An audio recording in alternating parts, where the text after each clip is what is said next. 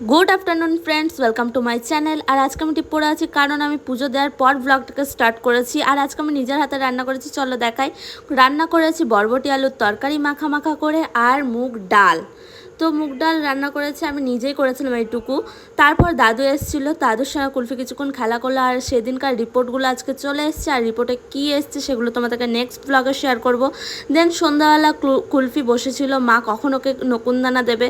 তো ওকে নকুনদানা দেওয়ার পর ও নিজে খেতেও শুরু করলো, কারণ ও খেতে খুবই ভালোবাসে। আর তোমরা ভেবো না ওকে এত মিষ্টি দিই, কারণ ওকে খুব কমই মিষ্টি দিই। সন্ধ্যাবেলা একটু যাওয়ার ছিল মার্কেট, কিছু কেনার ছিল। তো আমি বেরিয়ে পড়েছিলাম মার্কেট যাওয়ার জন্য। আর আমার হেয়ার স্টাইলটা কেমন লাগছে আর টিপটা পরেই কেমন লাগছে।